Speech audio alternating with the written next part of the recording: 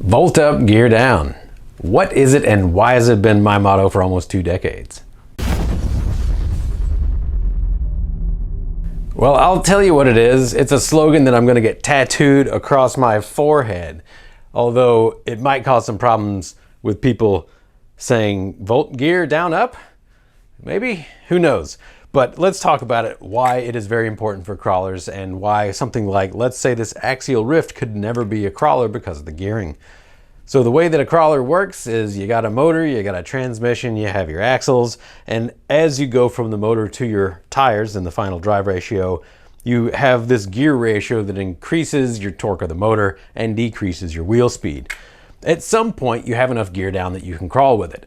And some rigs that are like 15-to-1 or 20-to-1 ratio, something similar to this Rift, it's not gonna have good control. And the only way that you could have enough torque and control without overheating your electronics is using something with an extremely low kV, and then you really have poor low speed control still.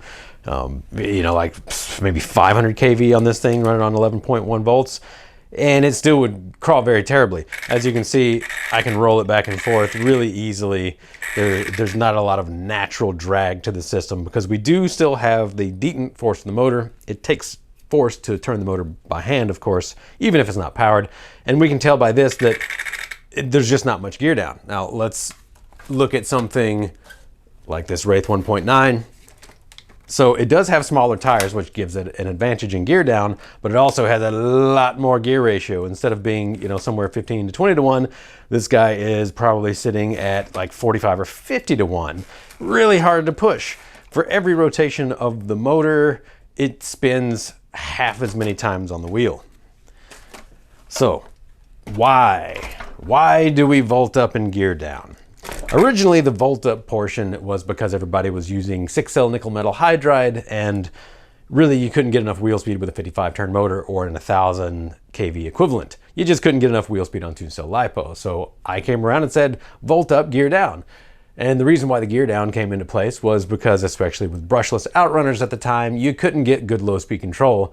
But at the same time, a lot of people were complaining that, well, if I go to 3-cell LiPo, which was just kind of coming out onto the market, that now my crawler's too fast, because back then 4 miles an hour was all that everybody wanted. And that was pretty much it. Hey, this is a crawler, not a basher. So I came to say gear down. Not only would it give you better low speed control, but it would give a sensorless outrunner response at the time that was not possible otherwise. So what is the golden ratio? It does depend on your tire size. Something like this Rift, if I was wanting to turn it into a crawler, I'd probably want about 80 to 1 gear down. And that's assuming something more modern, let's say around 1800 to 3500 kV motor.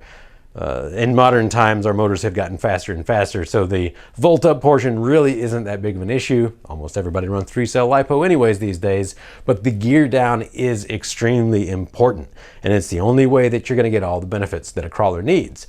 Low speed control, good drag brake, fantastic torque density, and efficiency under load. The efficiency under load is actually a really big one, because in this rig, if you get up to an object, let's say it was censored and the stock system actually worked under load like that, you're really asking for a lot at low speed to get over an object. And when you double your gear ratio to go slower, so let's just say the top speed of this gearing, we went from 20 miles an hour to 10 miles an hour.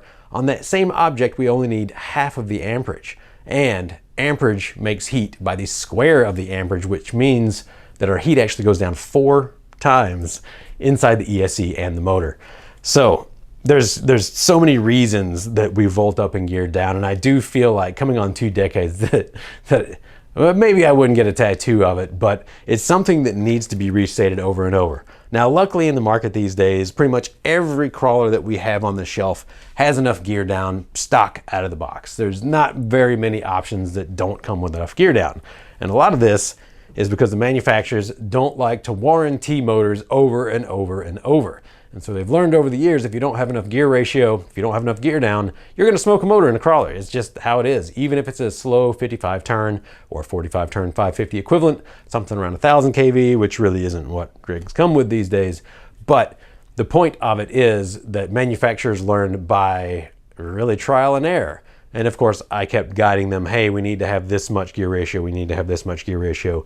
And there's been a few rigs over the years where they have kind of made oopsies, didn't have enough gear ratio, and lo and behold, the electronics were a problem. So there it is in a nutshell. If you have any specific questions about them, do leave them down below and I will do my best to get to them.